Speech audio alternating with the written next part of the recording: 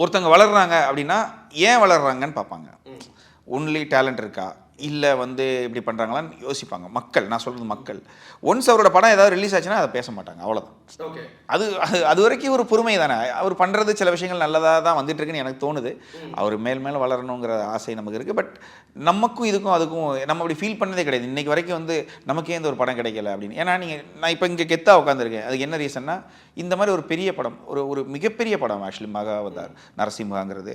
So இது ஒரு படத்தோடு முடிச்சு போல. இது மாதிரி இன்னும் நிறைய அவதார் பண்ணுறாங்க, நிறைய அவதாரம் பண்ணுறாங்க. அடுத்த 2 இயர்ஸில் இன்னொரு படம் வருது, அடுத்த 2 இயர்ஸில் இன்னொரு படம் ஹும்பால ஃபிலிம்ஸோட சேர்ந்து. ஸோ என்னென்னா, இது ஒரு பெரிய யூனிவர்ஸ் ஆக்சுவலி. இந்த மாதிரி ஒரு படம் கிடைக்கும்ல. இது வந்து வெறுமனே சாம் ஒரு பிஆர் பண்ணால் கிடச்சிடாதுல்ல. இது என்னுடைய ஒரு ஜடான ஒரு படத்தில் ஒரு ஒர்க் வந்து என்னை இங்கே வரைக்கும் கொண்டு வந்து நிப்பாட்டுதுன்னா, அப்போ நான் என்ன யோசிக்கிறேன், பிஆர் பண்ணுறத விட எவ்ரி மூவி நல்லா பண்ணணும்னு யோசிப்பேன். அவ்வளோதான். அது சின்ன படமாக இருக்குது, பெரிய படமாக இருக்குன்னுலாம் யோசிக்க மாட்டேன். அது ஹிட் ஆகலை. ஆனால் நம்மளுடைய கடமை கரெக்டாக செஞ்சுட்டே இருக்காங்க. அதான் கடமையை செய், பலன் எதிர்பார்க்காதுங்கிறது. ஆனால் அந்த பலன் எப்போயாவது உங்களுக்கு ஆட்டோமேட்டிக்காக வந்துடும்.